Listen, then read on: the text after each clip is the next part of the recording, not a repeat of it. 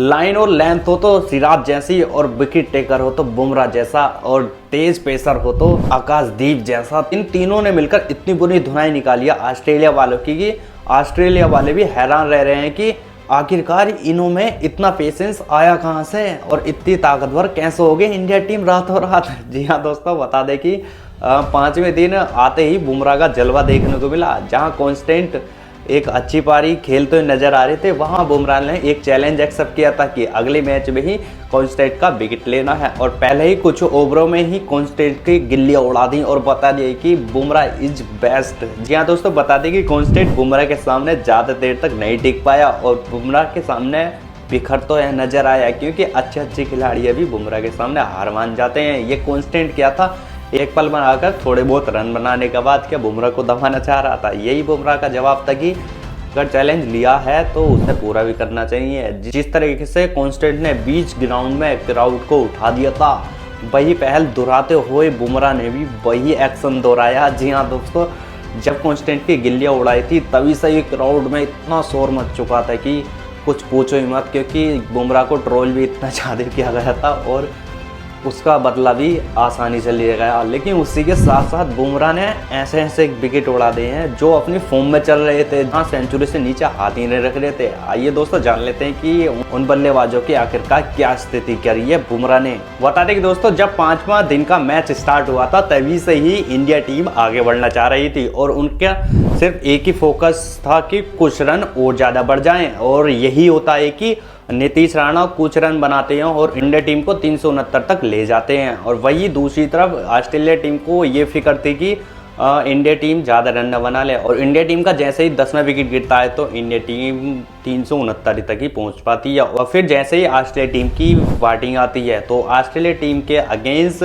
सबसे ज़्यादा ओवर दिए जाते हैं बुमराह को, क्योंकि बुमराह का चैलेंज था कि कांस्टेंट को आउट करना, और तब कुछ ही ओवरों में कांस्टेंट का विकेट भी उड़ जाता है और उनका चैलेंज फाइनल पूरा भी हो जाता है। उसके साथ साथ ही ऐसे तो कुछ बेस्ट बल्लेबाज हैं जिनके विकेट भी उड़ चुके हैं। जी हाँ दोस्तों, जो पिछले मैचों में सेंचुरी बना रहे थे वो अब हाफ सेंचुरी के करीब भी नहीं पहुंच पा रहे हैं। बता दें कि दोस्तों, पहले ही कुछ ओवरों में कांस्टेंट का तो विकेट उड़ चुका था, साथ ही मोहम्मद सिराज ने भी दिखा दिया था कि मैं भी गिल्लियां उड़ा सकता हूं। ख्वाजा को सिर्फ 21 रनों पर आउट करके पवेलियन भेज दिया था। जी हां दोस्तों, आगे की लेंथ को ना पढ़ पाने की वजह से ख्वाजा की गिल्लियां उड़ जाती हैं, तभी से ही आकाशदीप में भी एक जोश आ जाता है और वो सोचते हैं कि मैं भी गिल्लियां उड़ा सकता हूं, लेकिन उनके हाथ कुछ नहीं आता। और फिर बैटिंग करने के लिए आते हैं स्मिथ, और लैगुसन तो पहले से ही थे, वो अच्छी एक पारी खेलते हुए नजर आ रहे थे। और फिर कुछ ही देर में नीतीश राणा के हाथों में कैच चली जाती है स्मिथ की, क्योंकि मोहम्मद सिराज बॉलिंग करा रहे थे और वो एक अलग ही अंदाज में नजर आ रहे थे। जहां देखने को मिल रहा था कि पहले मोहम्मद सिराज ने ख्वाजा के विकेट उड़ाए थे, अब स्मिथ को पवेलियन का रास्ता दिखा दिया था। जी हाँ दोस्तों, और फिर इसके साथ साथ नीतीश रेड्डी ने एक बार और फिर कैच पकड़ते हैं। जी हाँ दोस्तों, ट्रेविड हेड जो सेंचुरी पे सेंचुरी जड़ते आ रहे थे, लेकिन 2 मैचों में फ्लॉप जाने के कारण जसप्रीत बुमराह ने भी दिखा दिया था कि ट्रेविड हेड मेरा आगे कुछ नहीं है। जी हाँ दोस्तों, ट्रेविड हेड ने काफ़ी ज़्यादा रन मारे थे मोहम्मद सिराज को, लेकिन इस बार तो जसप्रीत बुमराह 2 मैचों से उनके पीछे ही पड़ गए हाथ झुके। जी हाँ दोस्तों, जसप्रीत बुमराह ने ट्रेविड हेड को कुछ ज़्यादा मौका ही नहीं दिया। जी हाँ दोस्तों, रन बनाने के लिए सिर्फ 2 गेंदों में 1 रन बनाकर ट्रेविड हेड ने कैच उछाल दी थी और नीतीश राणा ने आराम से पकड़ कर कह दिया था कि अब आप चाहिए पवेलियन की ओर को। और इसी के साथ साथ तो फिर आते हैं मिचेल मार्क, जो एक अच्छे बैटर तो माने जाते हैं, लेकिन जसप्रीत बुमराह के सामने वो भी नहीं टिक पाते हैं, क्योंकि जसप्रीत बुमराह ने कुछ लगातार ओवरों में लगातार विकेट चटका दिए थे। ऐसे में मिचेल मार्क भी उनमें हिस्सा ले चुके थे, जहां मिचेल मार्क 4 गेंदें खेल चुके थे और जसप्रीत बुमराह ने कहा था कि अब इतना बतेरा आपके लिए, आप जाइए पवेलियन की ओर।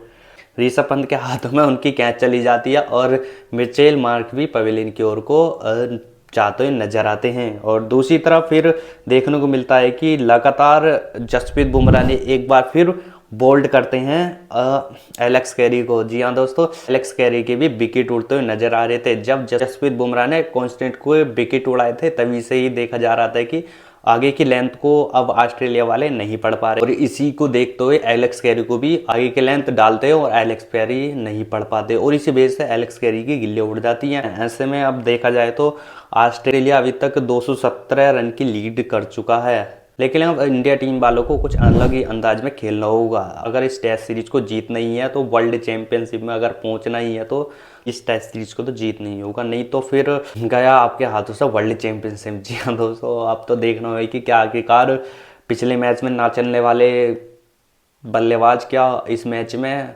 चल पाएंगे ऑस्ट्रेलिया के सामने, या फिर टाई कर देंगे मैच को, क्योंकि टाई होने के भी इसके ज़्यादा से ज़्यादा चांसेस दिख रहे हैं। ऐसे में तो ऑस्ट्रेलिया के खिलाफ ही ज़्यादा चांसेस जा रहे हैं मैच को जीतने के। अब देखना होगा कि दोस्तों क्या कुछ समय में ही बदलता है इतिहास, या फिर जसप्रीत बुमराह और गिल्ली उड़ाएंगे। दोस्तों जब तक मिलते हैं हम नेक्स्ट वीडियो में, धन्यवाद।